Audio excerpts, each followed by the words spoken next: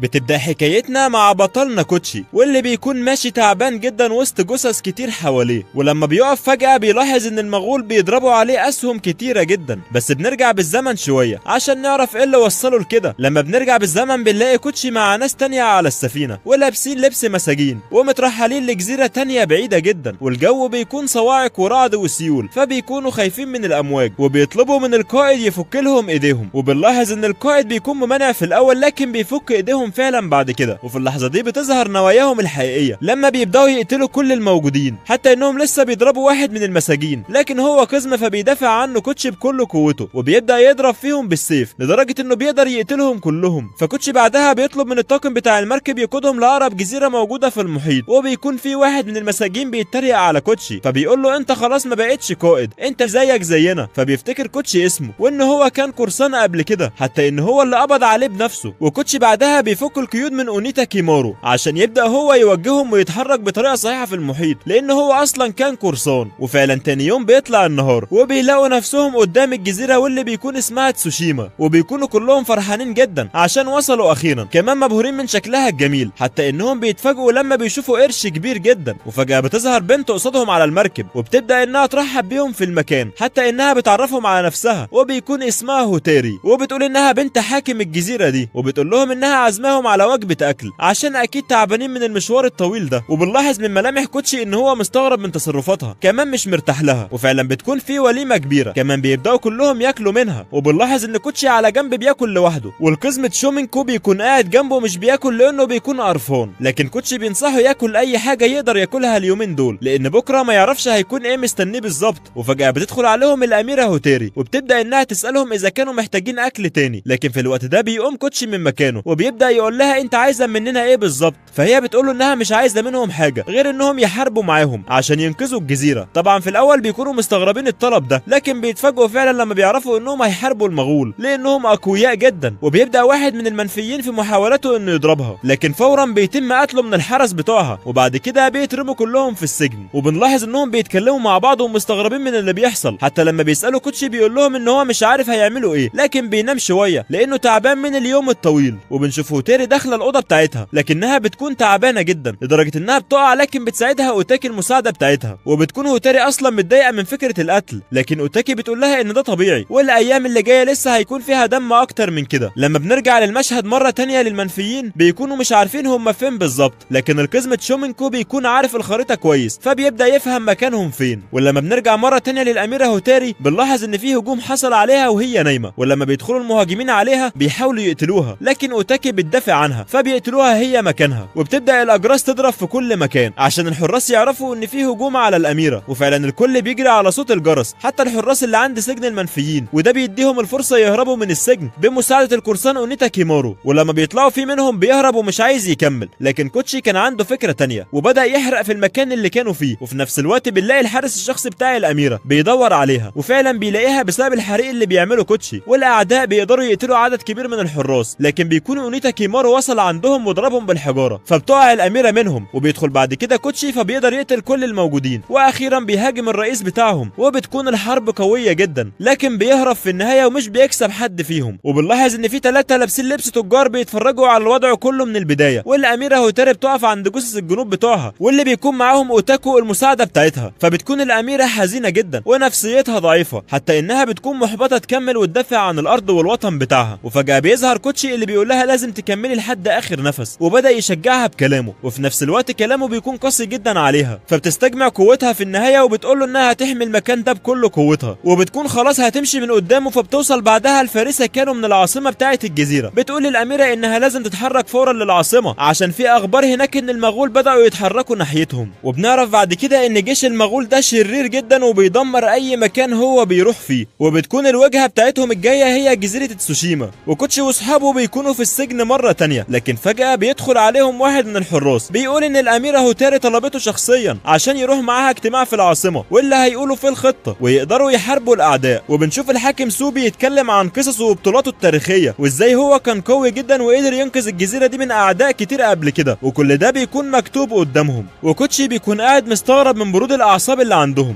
وكلامهم عن الماضي اللي ملهوش اي لازمه، ومش عارف ده اجتماع حرب ولا حكايات عن قصص الماضي. والحاكم سوبي يسال كوتشي عن رايه في البطولات البطولات بتاعته. لكن فجأة بيتكلم واحد اسمه اوجاري، وده بيكون هو قائد الحرس في الجزيرة كلها، بيقول ان ما ينفعش واحد زي كوتشي يكون معاهم في الاجتماع ده. لكن بتظهر الاميرة وبتقول لهم ان كوتشي ضيف مهم في الاجتماع ده، وهي اللي دعته بنفسها. فبيسكت اوجاري والحاكم بيقول لها تقعد مكانها. فبيبدأ الحاكم يتكلم عن الخطة، وبيقول ان المغول مش هيهجموا عليهم في الاول. لكن طبعا كوتشي كان ليه رأي تاني لما بيقوم من مكانه وبيبدأ يقول للحاكم ان خبرته قليلة جدا ومش بيعرف يحط خطط، لان المغول ممكن يهجموا عليهم في اي لحظة بسبب قوتهم وعددهم الكبير جدا، ومش هيخافوا منه ابدا. فالحاكم بيتضايق جدا من كلام كوتشي، وبيقول للحراس يرموه بره الاجتماع. وفعلا بيرموه بعدها وهو بيقع على الارض في نص الطريق، حتى ان في طفل بيتخبط فيه فبيوقع كل الفاكهة اللي معاه. والطفل بيكون زعلان جدا وبيقول ان هو بيجمع فيها من بداية اليوم. فبيسأله كوتشي عن شكل الجزيرة، وبيبدأ يرسم كوتشي شكل للجزيرة، والناس بتساعد معاه في المعلومات لحد لما اخيرا بيقدر يرسمها. وفجأة بيظهر قدامه التلاتة اللي لابسين لبس تجار، ولما بيكشفوا عن نفسهم بنعرف انهم محاربين لكن متنكرين في لبس التجار. كمان واحد فيهم يعرف كوتشي كويس جدا، وبيبداوا يتكلموا مع بعض. فبنعرف ان الراجل ده قائد كبير في دولة شاميرون، وكان خدم قبل كده في دولة كامارا مع كوتشي، وكوتشي بيعرفه كويس. هو بيكون اسمه شوني،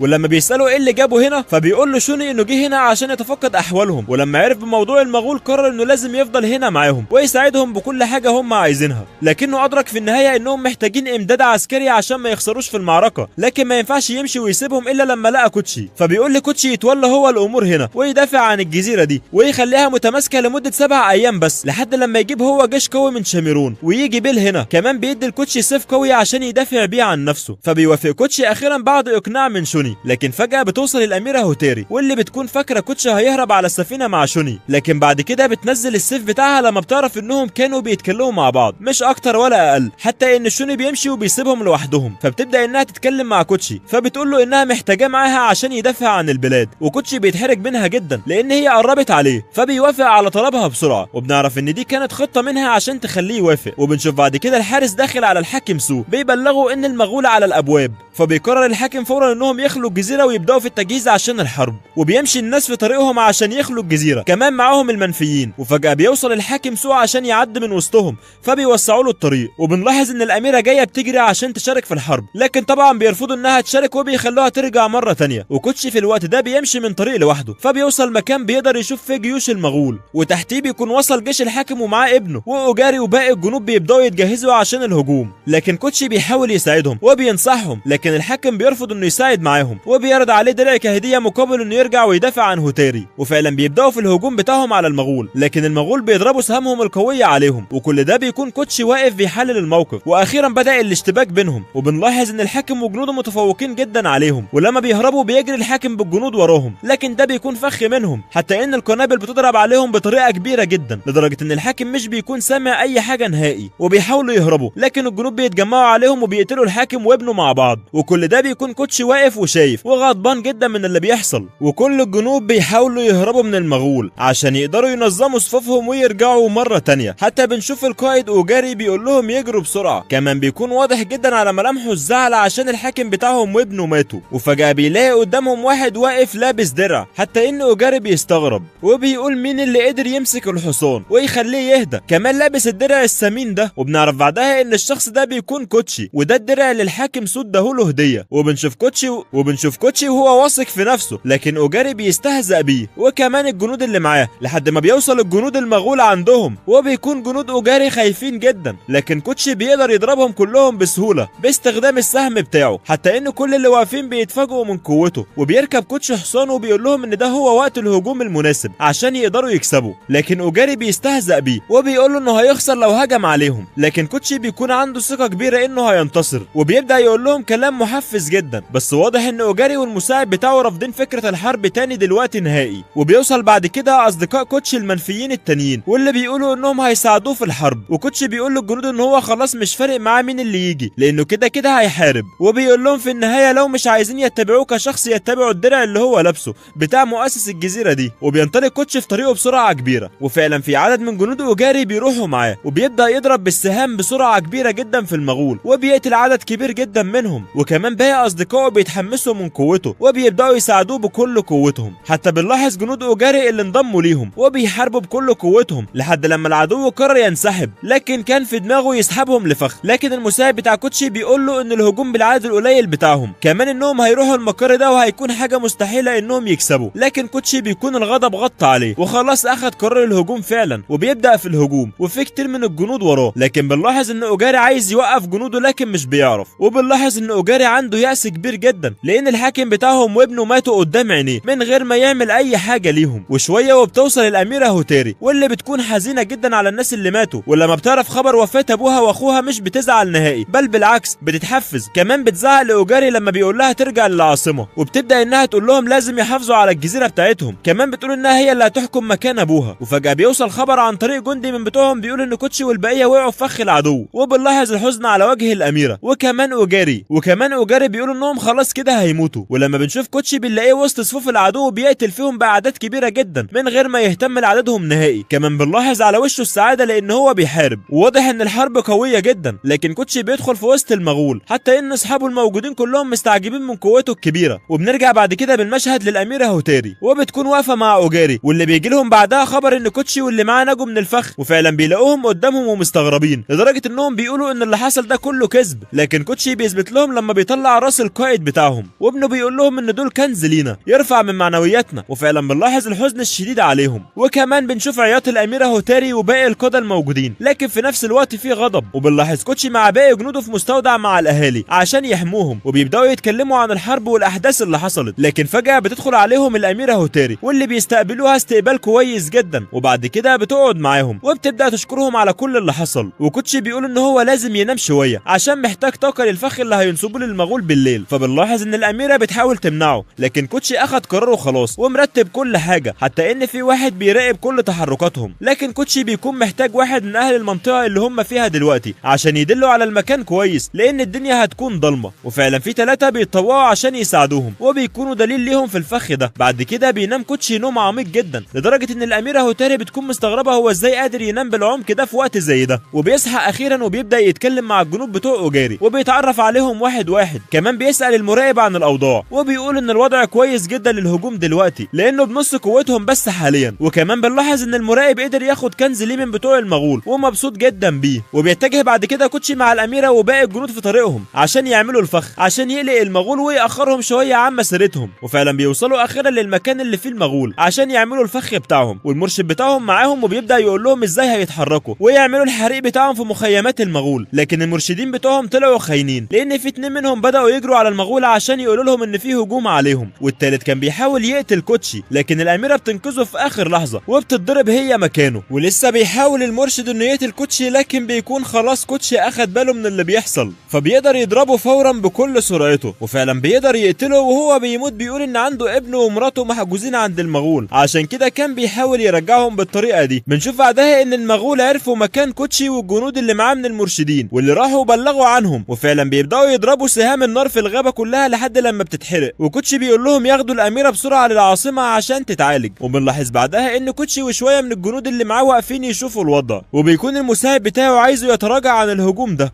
لانه شايف الوضع هيكون صعب، فكوتشي بيقول له ان هو مستحيل يتراجع بعد منظر الموتى دول، وفعلا بيتحمس كوتشي جدا وبيبدا الهجوم وبيهجم بكل قوته، حتى المغول بيكونوا مستغربين هو طلع منين فجاه كده وبيحاولوا انهم يهربوا ورا الدروع بتاعتهم، وفعلا بيقدروا يضربوا بالاسهم بتاعتهم وبيقتلوا 2-3 منهم، لكن في سهم من الاسهم بيضايق القرصان نيتوكاري فبيتضايق جدا وبيبدا يهجم عليهم بكل قوته وبيفتح طريق ناحيه الخيم بتاعتهم، وبيدخل الجنود فعلا ووقتها بس بيقدروا ينفذوا الخطه بتاعتهم وبيحرقوا في المخيمات بتاعه المغول، ودي كانت الخطه من البدايه. وبنلاحظ ان في جندي مغولي بيجري عند القائد بتاعهم واللي اسمه كوي بيقول له ان في غاره عليهم من المحاربين بتوع الجزيره، وبنلاحظ ان كوي اتضايق من الجندي جدا وضربه لانه مش عارف عدد المحاربين دول قد ايه بالظبط، وبنشوف القائد هوكاي وهو بيستخدم مهارته في السما وبيحاول يعرف عددهم قد ايه بالظبط، وفجاه بيدخل عليه واحد من القاده الكبار بتوع المغول واللي هو مساعد المشير واللي اسمه ريو فوكو، والقائد هوكاي بيقف قدامه بكل احترام. بعد كده بيساله عن سبب وجوده هنا في الجزيره، فبيقول له ريو ان هو هنا عشان يشوف القائد بتاع الجزيره واللي قدر يهزم الجيش بتاعهم ويقتل القائد في الهجوم بالنهار. كوتشي بيبدا انه يجمع المحاربين بتوعه عشان يمشوا خلاص لانهم كده نفذوا المهمه بتاعتهم وقدروا يخوفوا العدو منهم، لكن فجاه بنسمع صوت عالي جدا، ولما بيبصوا ناحيه الصوت بيلاقوا ان ده صوت الاسرى بتوعهم اللي اخدوهم المغول، والمحاربين بيقولوا لكوتشي انهم عايزين يروحوا ينقذوا الاسرى، لكن كوتشي بيتكلم بالعقل وبيقول انهم لو راحوا هيتحاصروا ويموتوا فورا عشان كده ما ينفعش يروحوا. فبنلاحظ ان المحاربين متضايقين من القرار بتاع كوتشي، لكن بيسمعوا الكلام في النهايه. وفجاه بنشوف رايات جديده على ارض المعركه بتكون بتاعه قبيله توباري، حتى ان كوتشي واللي معاه بيستغربوا مين دول، لكن بيبداوا يضربوا مع كوتشي ضد المغول. وفي الوقت ده كوتشي بيتشجع وبيقول انهم هينقذوا الاسرى اخيرا، وفعلا بيهجموا على المغول وبينقذوا الاسرى الموجودين. وكوتشي بيتكلم مع قائد محاربين توباري واللي اسمه ناجيمي وبيشكره على محاربتهم معاه،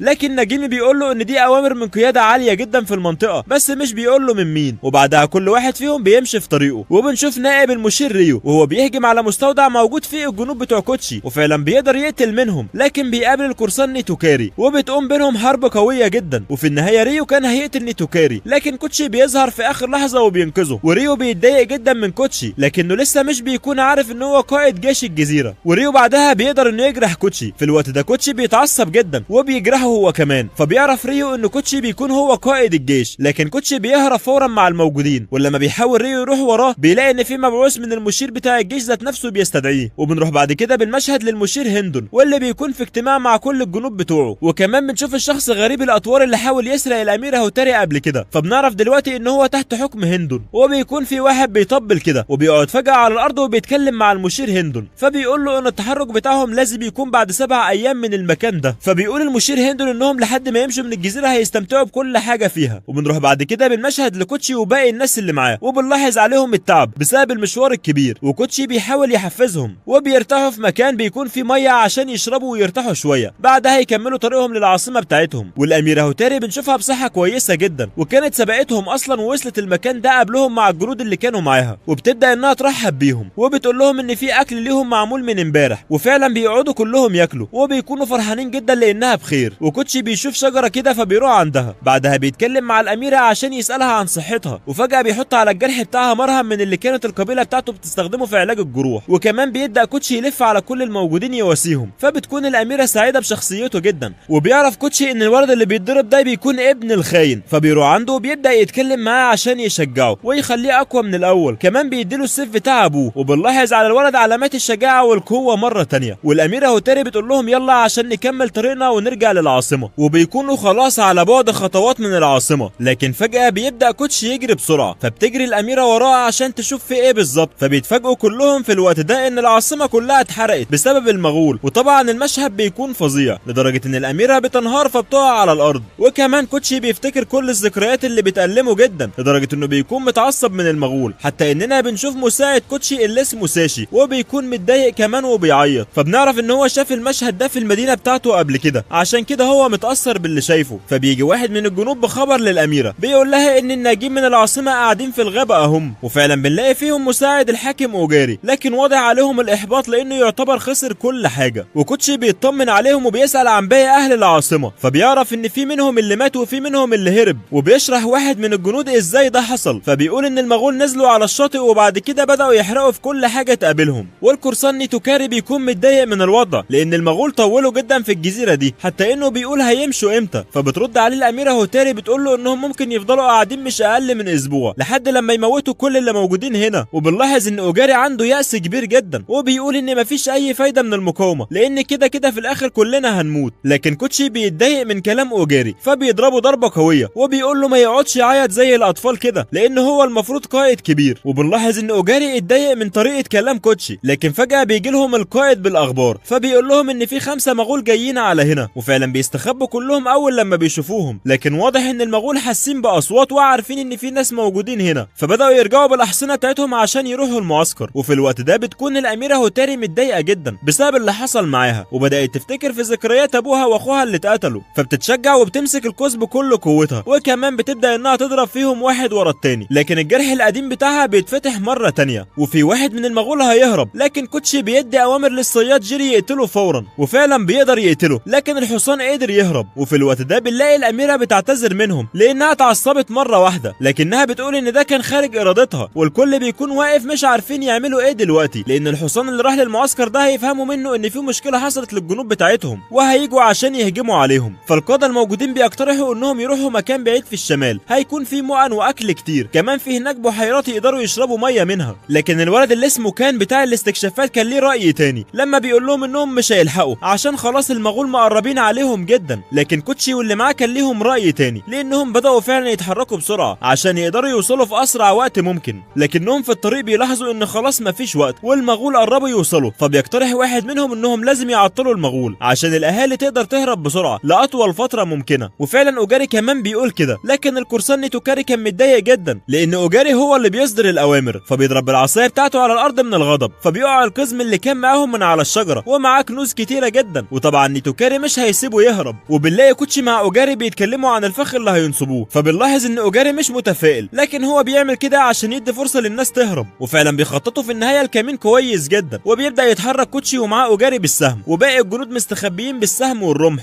وفعلا بيبدا تنفيذ الفخ والحرب بتكون قويه جدا، لكن بيقدروا يقتلوا منهم عدد كبير جدا في البدايه، لكنهم عارفين ان لسه في ناس تانيين جايين. وكوتشي بيلاحظ ان اوجاري مش بيحارب بضمير، فبيقوله لو انت عايز تمشي امشي، لان انت ما عندكش هدف تحارب علشانه اصلا. وفي الاول اوجاري كان فعلا هيبدا يتحرك عشان يمشي، لكن بيرجع في كلامه مره تانية وبيسال كوتشي انت ليه بتحارب اصلا وانت مجرد منفي، يعني حتى مش من اهل البلد. فبيفتكر كوتشي قصه حياته مع المعلم بتاعه اللي مات، وهو بيقوله لازم تخلي عندك عزيمه وتعمل اي حاجه انت شايفها كويس. وفي الوقت ده اوجاري بيتاثر جدا، لكن كان وصل دفعه تانية من المغول بس معاهم متفجرات، فبيفتكرها اوجاري لانها نفس اللي اتهدفت عليهم قبل كده، فبيقدروا يتخطوا الخطر بتاعها وبيحاصروا المغول في الحفره تحت، وبيبداوا يقتلوا فيهم واحد ورا التاني بالسهام. وكمان بنشوف اوجاري وهو عنده عزيمه كبيره جدا للقتال وواقف في ظهر كوتشي عشان يحميه، وواضح كده ان كلام كوتشي اثر فيه. وبنشوف بعد كده القائد الجديد لجنود المغول في المنطقه دي واللي اسمه اوريان، ومع اعداد كبيره جدا بتبدا انها تهجم على كوتشي واللي معاه، لكن كوتشي واللي معاه واقفين كويس جدا مع بعض، مش بيخلوا اي حد يقدر يعدي الناحيه التانيه. وعلى الجانب الاخر بتكون الاميره مع الصياد جيري واللي بيحاولوا ينفذوا المهمه بتاعتهم هم كمان في قتل القائد زي ما اتفقوا مع كوتشي، لكن الاميره بتكون قلقانه لما بتسمع صوت الانفجارات لان بسببها مات ابوها واخوها. وفي اللحظه دي بيكون كوتشي واوجاري عاملين حصن من الدفاع قوي جدا، ومساعد القائد المغولي واللي اسمه كروان بيقول له ان في حصن قوي قدامهم، فالقائد بيقول لهم يستخدموا البندقيه، وعلى الفور بيروح الشيخ عشان ينفذ كلام القائد. في الوقت ده بيكون الصياد جيري مع الاميره هوتيري شايفين القائد المغولي من الخلف وخلاص على وشك انهم يضربوا عليه، وفعلا بيضربوا، لكن في الوقت المناسب بتقدر الجنود انها تحمي القائد بتاعهم بسرعه جدا، وبيفشلوا في الهجوم ده وبيبداوا يجروا بعد كده. فلما القائد بيشوف الاميره بيطلب من الجنود بتوعهم انهم يجيبوها له سليمه، وبنلاقي المحاربين بتوع كوتشي واوجاري خلاص عملوا اللي عليهم والمغول ما بقوش موجودين، لكن بيعدوا من ناحيه تانيه ولسه هينسحبوا عشان يقابلوهم من مكان تاني، لكن في دفعه تانيه من المغول بتيجي معاهم بندقيه، ولسه بيحاول اوجاري انه يضرب عليهم، لكن البندقيه بتضرب فيه بكل قوتها. وكوتشي بيتجنن لما بيشوف الدم طالع من اوجاري وبيبدا يقتل في جنود المغول، وبيرجع لاوجاري اللي بيكون مات خلاص، لكن بيقول له ان الموت بتاعه مش هيروح على الفاضي. بس اوجاري قبل ما يموت بيقول له انه عارف ان مفيش فايده من اللي بيعملوه ده كله. والاميره هوتيري بتوصل عندهم، لكنها بتقول ان هي ما عرفتش تقتل القائد بتاع المغول، وكوتشي بيقول لها ان المغول قتلوا اوجاري، فبتبدا انها تعيط، لكنها بعد كده بتقول انها هتدفنه بنفسها. وبيجي الولد بتاع الاستكشافات فبيقول لكوتشي ان في جنود من المغول جايين من جهه الشرق، والجنود اللي كل شويه بيجوا بيضربوهم من جهه الغرب. فبيقول القائد اللي جنب كوتشي انهم كده تم حصارهم، لكن كوتشي بيقول ان دي فرصه كويسه ليهم عشان يكسبوا وقت. فبيبدا كوتشي يشرح خطته وان هو عاوزهم يتصادموا مع بعض وتحصل بينهم حرب، وهم في الوقت ده يقدروا يهربوا ناحيه الشمال. وفعلا هو ده اللي بيحصل بالظبط زي لما كوتشي قال، لما القرصان نيتوكاري بيحط الكنز اللي اخده من القزم كطعم وبيجي المغول عشان ياخدوه، فهو بيضرب فيهم شويه وبعد كده بيهرب. ولما بتيجي جنود المغول من الناحيه الثانيه بنشوفهم وهم بيضربوا في بعض عشان مين اللي هياخد الكنز. وبنروح بالمشهد للقائد اوريان واللي واقف قدام الجنود بتوعه واللي ماتوا من المغول، وبيكون متاثر جدا بموتهم وبيقول ان هو قائد فاشل. في نفس الوقت ده بيوصل له خبر من الجندي بتاعه واللي بيقول له ان في عشيره من المغول بيتقاتلوا مع العشيره بتاعتهم، فهو بيقول له بعدها يقتلوهم بس محدش ياخد الكنز منهم. كوتشي واللي معاه بيهربوا بكل سرعتهم عشان يبعدوا قدر المستطاع ناحيه الشمال، لكن الليل بيحل خلاص وهم بيكونوا تعبوا فبيرتاحوا شويه في الطريق. وبنلاقي الاميره بتدفن اوجاري، اما كوتشي فهو نايم بيرتاح شويه، حتى ان الاميره مستغربه ان هو بينام بارتياح كده في الحرب دي. وبنلاحظ ان هو بيحلم بكل الاحداث اللي حصلت معاه على الجزيره، واول لما بيفتح عينيه مره واحده بيلاقي قدامه هوتيري، فبيسالها ايه سبب وجودها هنا، فبتقول له انها كانت بتطمن عليه اذا كان لسه عايش ولا لا. وبعد كده بتمشي هوتيري واللي بتروح عند النهر وبتبدا انها تغسل وشها، وفجاه بتشوف قدامها حشرات مضيئه وبتكون كتيره جدا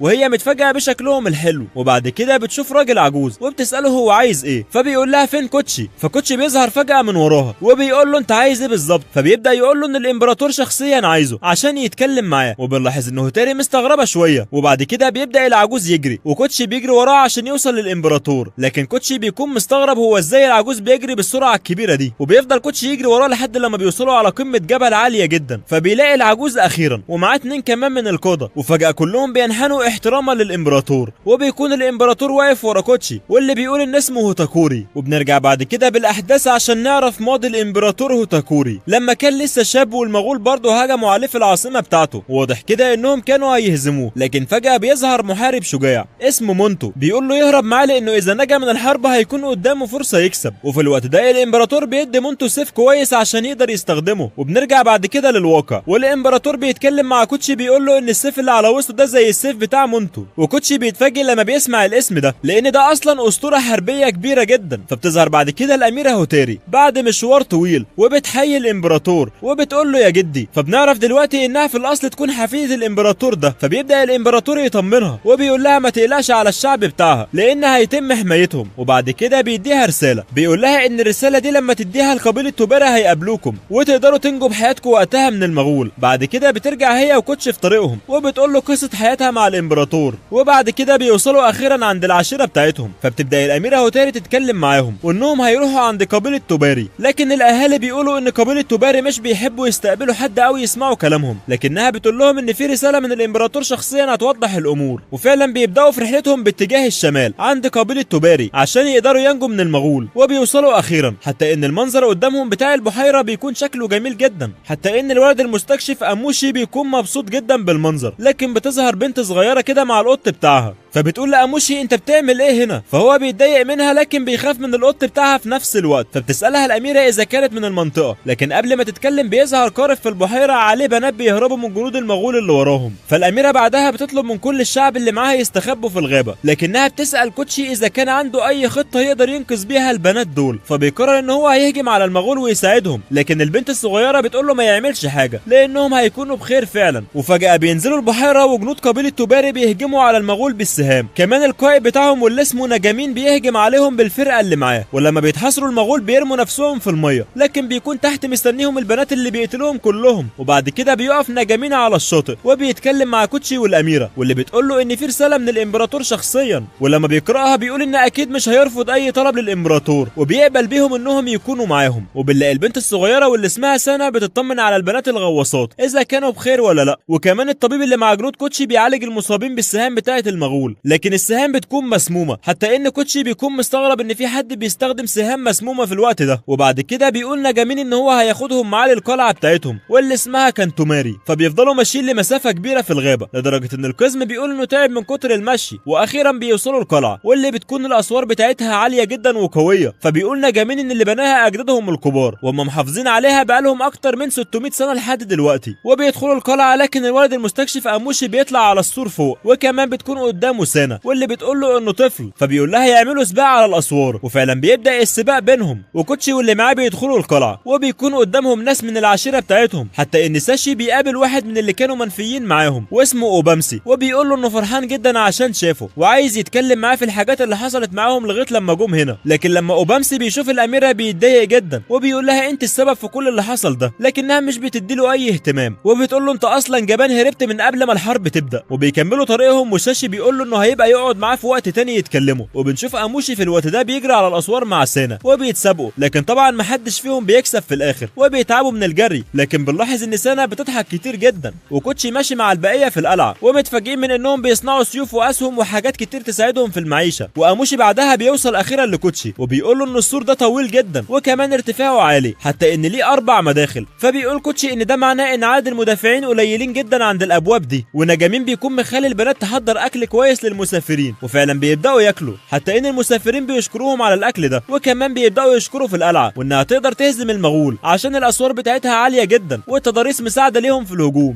لكن كوتشي بيكون ليه راي تاني وبيقول ان كبر مساحه القلعه ده سلاح مضر ليهم، وانهم اذا فضلوا هنا اكتر من كده هيتهزموا عشان عدد المدافعين قليل عند البوابات، واذا المغول نجحوا في دخول القلعه فمحدش هيقدر يخرجهم. والبنات بيتضايقوا جدا من الكلام ده وبيبداوا انهم يطلعوا الخناجر بتاعتهم على كوتشي عشان يقتلوه فورا. وبنروح بالمشهد بعد بعد كده عند ساشي واللي اجتمع مع اوبامسي، وبيبدا اوبامسي يطلع ميداليه فضيه من معاه وبيقول لساشي ان هي دي النجاه بتاعتهم من هنا. وساشي مش بيكون فاهم يعني ازاي دي هي اللي هتطلعهم من الوضع اللي هم فيه، لانه شايفها مجرد شاره فضيه عليها كلام مغولي. فبيبدا اوبامسي يساله اذا هو مستفيد حاجه من الحرب اللي بيحاربها دي، لانها بتستنزفه على الفاضي. فبنلاحظ ان ساشي مستغرب من كلام اوبامسي، لكن بيساله هو عايز يقول ايه بالظبط. فبنتنقل بالمشهد بعد كده لكوتشي واللي لسه بيتكلم عن انهم لازم يمشوا ويسيبوا القلعه، لانهم لو فضلوا هنا هيموتوا. لكن نجامين بيقول له انه مستحيل يسيب القلعه اللي بقاله 600 سنه بيحارب عشان يحميها، وان دي هي الحصن بتاعهم. والعجوز بيقولوا انهم لو ما ماتوش في القلعه وهربوا منها هيموتوا بره من البرد والجوع. فبيتضايق كوتشي وبيمشي، فبتحاول البنت انها تلحقه عشان تقتله، لكن نجامين بيقول لها تسيبه. وبنشوف بعد كده كوتشي قاعد بيدور في الزرع على اعشاب طبيه، وفجاه بيظهر قدامه جنود من القلعه واللي بيكونوا متضايقين عشان هو بيقول لنجامين يسيبوا القلعه. فبتبدا بينهم حرب، واذا هو كسبهم في الحرب دي لازم يقلعوا الخوذه بتاعتهم ويعرفوا نفسهم. فبيوافقوا، وفعلا بتبدا الحرب بينهم، واللي بيكون معروف بالنسبه لنا ان كوتشي هو اللي هيكسب في النهايه. لكن الخبر بينتشر ان في حرب كبيره بين كوتشي وجنود القلعه، فالمحاربين كلهم بيتجمعوا، لكن كوتشي بيقول لهم ان مفيش حاجه وانها كانت منافسه عاديه، وهم دلوقتي المفروض يقلعوا القناع ويعرفوني نفسهم. وفعلا بداوا انهم يعملوا كده، وكمان طلب من باقي الجنود يعملوا كده لو هيحاربوا مع بعض فعلا. وبعد كده بيوصل القائد نجامين وبيسال كوتشي اذا فعلا هيحارب معاهم، فبيقول له كوتشي ايوه هحارب معاكم، عشان يرد المعروف اللي نجامين عملوا فيه. لكن بيقول انهم لازم يعززوا قوه الجدار ويزيدوا كمان عدد الحراس، وفعلا بيتفقوا على كده. وبنتنقل بعد كده المشهد اوبامسي مع ساشي واللي بيحاول يقنعه في الحرب مع المغول عشان ياخدوا اراضي واملاك بدل ما هم بيحاربوا مع كوتشي ومش بيستفيدوا حاجه غير الموت. لكن ساشي كان رافض العرض بتاعه لان هو مش حابب انه يكون خاين، وساشي بيقول له انا مش هعمل لك حاجه وهسيبك تمشي سليم. وبيبدا ساشي يتحرك في طريقه عشان يمشي، لكن فجاه بيحس بالغدر من ناحيه اوبامسي وبيقطع له دراعه فورا. فبتخرج بنت من الغابه وبتقول لساشي انت ليه قتلته؟ فبيقول لها انه كان بيتعاون مع المغول والشاره بتاعتهم جنبه على الارض. فالبنت بتفرح باللي هو عمله جدا، كمان بتقول انها رايحه تعرف كل الموجودين في القلعه وهتقول على اللي عمله. لكن فجاه بنتفاجئ انه قتلها فورا وكمان اخذ الشاره. وبيقول لاوبامسي ان هو لو هيتعاون مع المغول مش هيكون مع واحد زيه لانه فاشل. وبعد كده بيمشي وبيسيب السلاح في ايد البنت اللي قتلها على اساس تكون هي اللي قتلت اوبامسي. وبنروح بعد كده لدوله شاميرون واللي فيها القائد شون بيحضر الجنود بتوعه عشان يطلعوا في الغاره ويلحقوا ينقذوا كوتشي. وفي نفس اللحظه الاميره هوتاري بتروح عند كوتشي وبتساله اذا كانت المساعده هتجيلهم فعلا من شوني ولا لا. فهو بيقول لها وبكل ثقه ان اكيد التعزيزات هتوصل قريب، وده بيطمنها جدا في الفتره الحاليه. وبنشوف القائد نجامين مع الجنود بتوعه وبيكون قدامهم اوبامسي واوماني مقتولين، وبنلاحظ ان سانا زعلانه جدا. وفي نفس الوقت بنشوف استغراب على وش نجامين من ان البنت دي تقدر تقتل راجل قوي اصلا زي ده. كمان اموشي بيروح يقول لكوتشي عن الوضع اللي حصل وان اوبامسي مات من البنت اللي في جنود توباري. لكن برضه نظرات كوتشي بتقول ان هو مش مصدق الوضع لان اوبامسي قوي جدا وصعب بنت زي دي تقتله بالسهوله دي. والصيادجري بيقول لكوتشي ان في واجب منهم تجاه اوبامسي انهم يدفنوه لانه كان صديق لهم قبل كده. ولما كوتشي بيسال عن ساشي بيقولوا له ان هو مش موجود من بعد العصر كده. في الوقت ده بنشوف ساشي راح عند جنود المغول وبيكون رافع الشرف في ايده عشان يصدقوا ان هو معاهم ويدخلوه للحاكم. وبيقول للحاكم على مكان كوتشي والبقيه، وبيقول كمان على القلعه وكل حاجه. وفي نفس الوقت ده مساعد القائد بيقول ان الشاره دي مش مزيفه، لكن الراجل ده مش نفس الراجل اللي اخد منهم الشاره. فبيبدا الحاكم يستفز ساشي وبياخد منه معلومات عن القلعه، وفجاه بتظهر على ساشي علامات الندم. ومن هنا بيتاكد الحاكم ان ساشي خاين فعلا وبيقول لهم معلومات صحيحه. وبنتنقل بالمشهد بعد كده لكوتشي وبيكون قاعد مع نجامين مع الجنود بتوعهم بيشعلوا النار بالحجاره، وبيدور بينهم كلام لما نجامين بيلاحظ ان في حد مش موجود من المنفيين. فبيقولوا تقصد ساشي؟ فبنلاحظ ان هو سكت شويه كده، وكوتشي بيساله اذا في حاجه بتدور في ذهنه. فبيقول نجامين انه شاكك في ساشي يكون له علاقه بجريمه القتل اللي حصلت النهارده. لكن فجاه بيظهر ساشي من الغابه، ولما كوتشي بيساله اتاخر ليه فبيقول له انه كان بيصطاد حاجه عشان ياكلوها. وبتكمل قعدتهم لما بتبدا الاميره تغني هي وكاني والمساعده بتاعتها، وطبعا صوتهم بيكون جميل جدا وبيفضلوا يغنوا لغايه لما النهار بيطلع. وفجاه جنود القلعه بيلاحظوا ان في دخان جاي من بعيد وبيكون للمغول، وبيكونوا متوجهين ناحيتهم بسرعه كبيره جدا. والخبر ده طبعا بيوصل لنجامين وكوتشي، وهم دلوقتي محتاجين يلاقوا طريقه عشان ينقذوا الوضع. وبيكون كل الموجودين في القلعه في حاله من القلق عشان المغول على الابواب خلاص، وبيفكروا ايه الحاجه اللي المفروض يعملوها عشان ينجوا من الهجوم اللي هيحصل عليهم. لكن كوتشي بيكون قاعد على الارض، وبنتفاجئ لما بيقوم ان هو رسم مخطط لشكل القلعه اللي هم فيها عشان يكون الشرح على ارض الواقع. وطبعا الكل بيتفاجئ من مهارته الكبيره، وبيبدا نجامين يتكلم عن حدود القلعه واحتمالات هجوم المغول، وان هو هيستناهم عند البوابه الجنوبيه، لكن كده مش هيكون في عدد كويس عند البوابه الغربيه. فبيتكلم ساشي وبيقول ان هو هيتولى القياده عند البوابه الغربيه ومش هيخليهم يدخلوا نهائي. اما اما كوتشي بيقول ان هو هيطلع بره القلعه خالص عشان يعمل لهم فخ ويقدر يخوفهم. وفعلا بيكون المغول على وشك الوصول، لكن بينضرب عليهم سهم في الغابه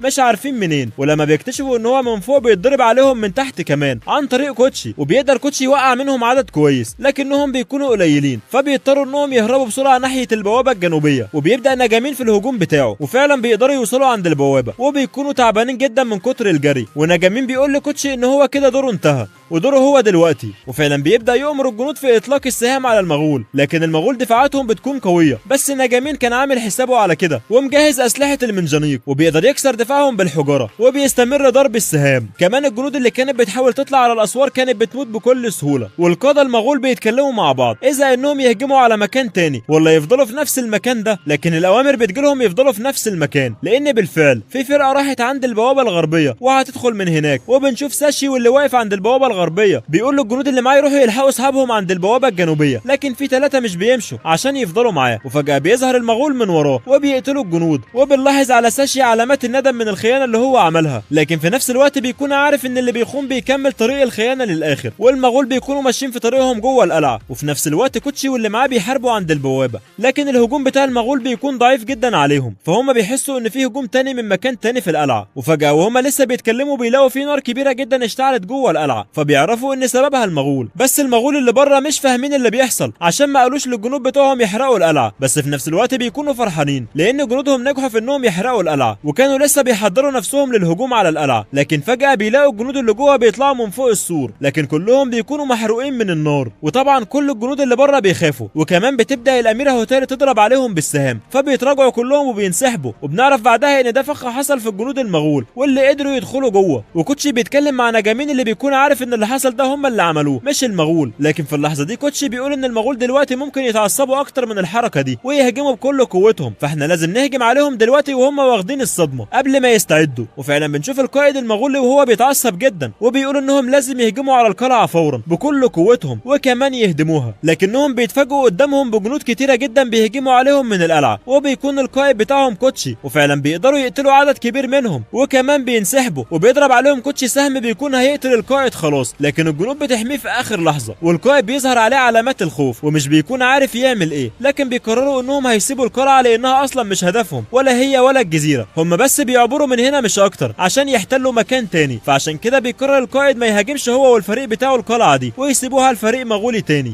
وبنلاقي الجنود اللي سابوا السور الغربي واقفين قدام نجامين عشان يحاسبهم لانهم السبب في دخول المغول، لكنهم بيقولوا ان ساشي هو اللي قال لهم. فنجامين بيسال كوتشي اذا كان ساشي ممكن يكون خاين فعلا ولا لا، فبيقول كوتشي بكل ثقه انه مستحيل يعمل كده، لكن القرصان توكاري بيقول له يروح يبص عليه، اذا مات وهو بيقاتل يكون مش خاين، واذا لسه عايش فهو كده خاين. وفعلا بيروح كوتشي وبيلاقي ان ساشي قاعد هناك والجنود بتوع القلعه كلهم ماتوا، فبيبدا ساشي انه يتعصب وبيقوم ماسك السيف بتاعه وبيقول لكوتشي ان هو لازم يقتله عشان المغول يرضوا يدخلوه ليهم مره تانيه. وكوتشي بيبدا يتكلم مع ساشي وهو مستغرب من الخيانه بتاعته، فبيساله هو ازاي عمل كده وامتى اصلا، وهل الدموع بتاعته لما شاف الحريق في العاصمه كانت كذب ولا لا. فبيبدا ساشي ان هو يضحك على كلام كوتشي وبيقول له انت طلعت عاطفي جدا اكتر ما انا كنت متوقع. وبيبدا ساشي يقول ان الدموع دي كانت حقيقيه لان فعلا الموقف ده كان شبه اللي حصل معاه قبل كده، لكن في الاخر عرف ان مفيش فايده من حرب خسرانه، عشان كده قرر انه يتعاون مع المغول وبيستعدوا هما الاتنين لان في حرب قويه دلوقتي هتحصل بينهم. وفعلا بتبدا معركه بينهم، حتى ان ساشي بيحسب كل تحركات كوتشي عشان يقدر يهزمه، لكن في النهايه كوتشي بيستخدم اسلوب ذكي وده بيخليه يقدر يضرب ساشي في بطنه وينزف دم كتير. وفي واحده من البنات بتوع القلعه بتكون عايزه تاخد حق اختها اللي ساشي قتلها وبتضرب سهم عليه، لكن كوتشي بيقول لها ما تعملش حركه واحده كمان. ونجامين لما بيوصل بيامرها انها تسكت فعلا، وكوتشي بيبدا انه يتكلم مع ساشي بيقول له انه مبسوط عشان من اول ما وصلوا هنا وقتاله معاه كان حقيقه، وان ده ما كانش كذب او خيانه. وتعابير وش ساشي بتتغير، لكنه بيقول لكوتشي يقتله عشان مش هيعرف يعيش بالعار اللي عمله وسط الجنود. وفعلا كوتشي بيقطع راسه بالسيف، وبعد كده الاميره بتاخد راس ساشي عشان تدفنها في القلعه. وبنلاقي نجامين مع شيخ القلعه واقفين قدام النار اللي اشتغلت في القلعه عشان يعرفوا هي امتى هتطفي. وبنشوف بعدها الجنود والمنفيين متجمعين كلهم وعاملين حفل شوا وبيستخدموا اللحم بتاع الحيوانات اللي ساشي اصطادها، وعشان كده جنود القلعه ما رضيوش ياكلوا منه لان ساشي خاين.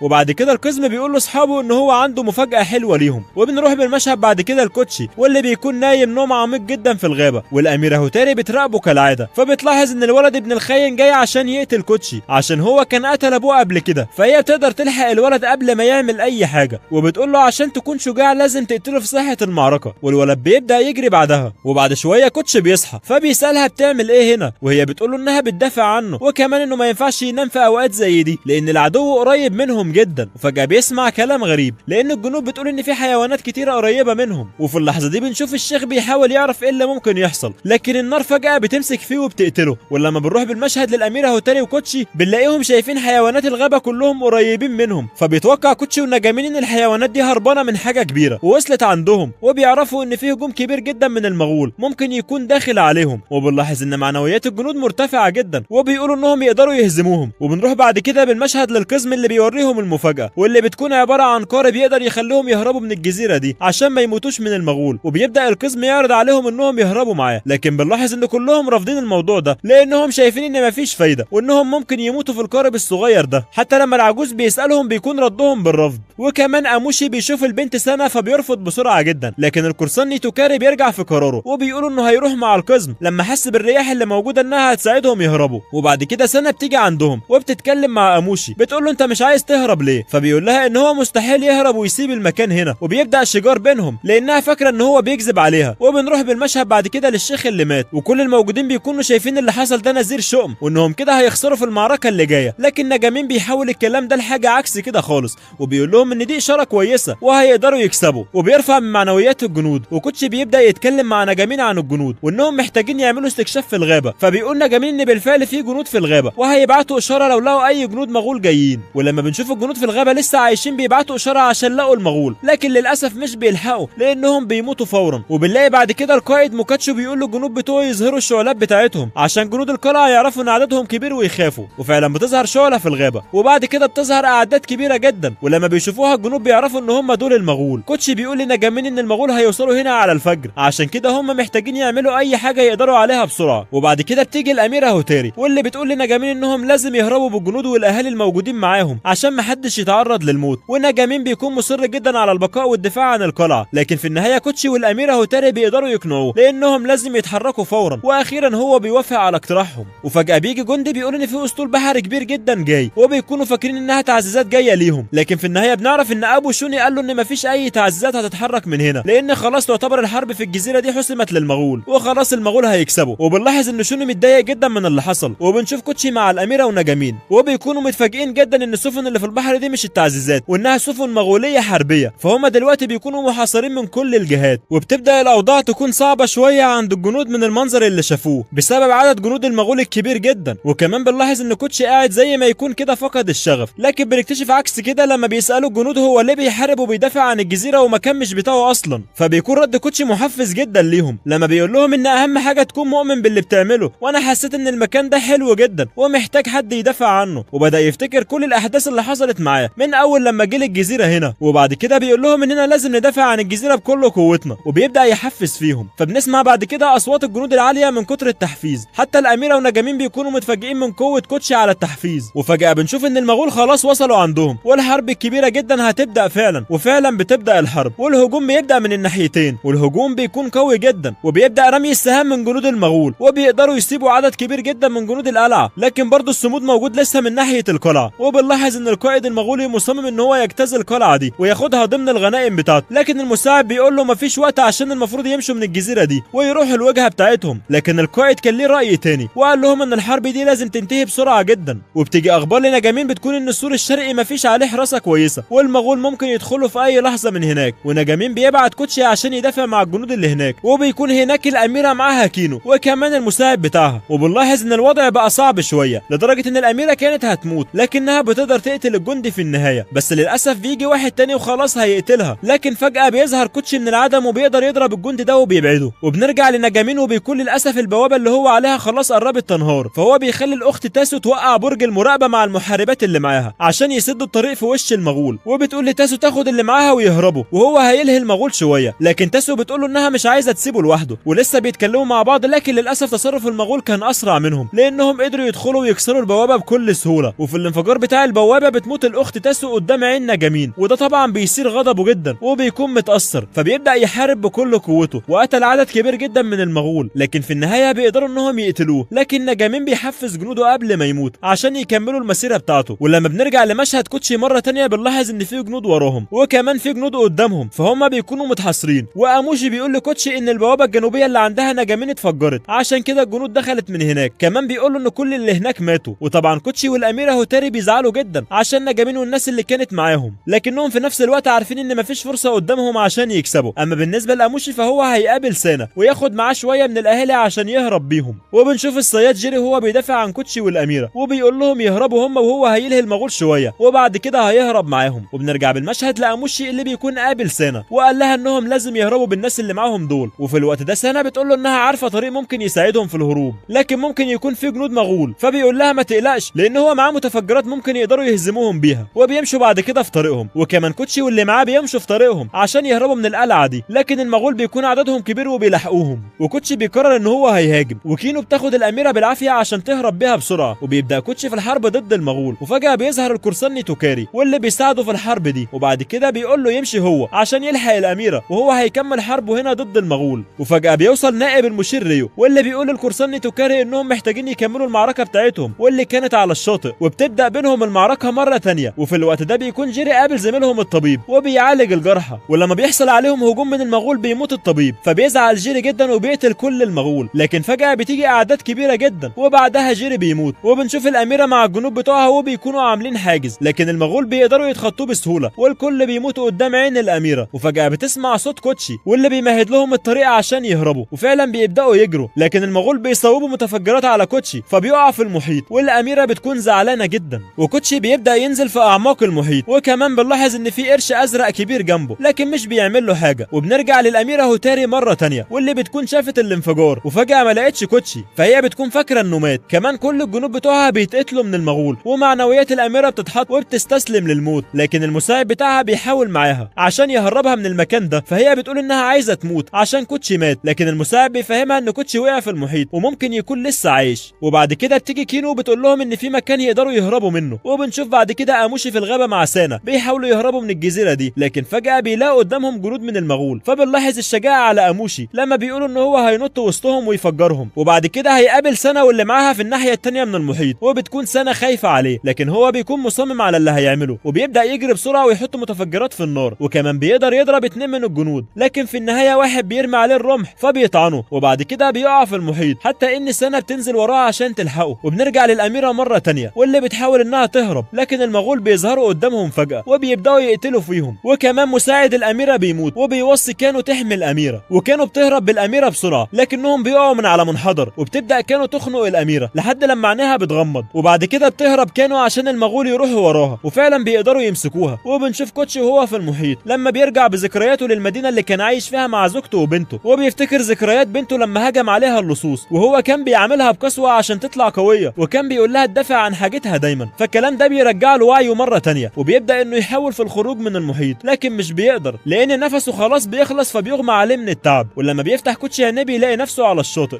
وبيكون لسه عايش، فبيقول ان هو لسه فيه طاقه عشان يحارب، وبيبدا انه يرجع الغابه من تاني. لكن المناظر اللي شافها خلته زعلان جدا، فبيقعد مكانه وبيظهر الولد اللي كان عايز يقتله عشان هو قتل ابوه لكن بيستخدم السيف غلط. فكوتشي بيقول له تعالى اوريك ازاي تستخدم السيف صح. وبيكون في مجموعه من المغول بيلموا الغنائم عشان يمشوا، فبيتفاجئوا بوجود كوتشي اللي بيقتل عدد كبير منهم، والباقي بيخافوا فبيحاولوا يهربوا. لكن بيظهر قدامهم القائد ريو واللي بيقتل واحد فيهم عشان ما يكونوش جبناء مره تانية ويهربوا. وبيتحدى كوتشي مره تانية بعد ما بيكون قتل القرصان توكاري، وده بيخلي كوتشي متضايق جدا. وبنشوف المعركه القويه جدا بينهم، لكن كوتشي هو اللي بيكون اقوى في النهايه وبيقدر يغلبه. بس طبعا الجنود بيقفوا قدام كوتشي عشان ما يقتلهوش، وبنشوف علامات الرعب على وشهم، وبنشوف القوه على وش كوتشي، وده بيخليه يعدي من وسطهم لحد لما بيوصل للقائد ريو، لكن مش بيقتله بس بيعلمه الدرس كويس. وبنشوف بعدها القائد الاعلى للجيوش بيقول لهم انهم لازم يتحركوا عشان يلحقوا يحتلوا جزيره كوشو لانها هدفهم. فبنتفاجئ بعد كده ان الاميره هوتاري لسه عايشه، وان كانوا خلتها تفقد الوعي وغطتها بالاشجار عشان محدش يلاقيها. وبتصحى الاميره وبتبدا تمشي في الغابه، وبتكون زعلانه جدا من الوضع اللي حصل. وفجاه بتلاقي قدامها كوتشي فبتبدا تعيط وبتقول انها الوحيده اللي نجت من الحرب دي، بس بتكون في نفس الوقت فرحانه لان كوتشي لسه عايش. كمان بيظهر شويه اطفال كده فبتفرح اكتر ان لسه في ناس عايشه على الجزيره، وبنلاحظ ان قوتها بدات ترجع، وحتى انها بتقول لسه الجزيره دي ما وقعتش وهيقدروا يحيوها من تاني. وهنا بتنتهي حكايه البطل كوتشي.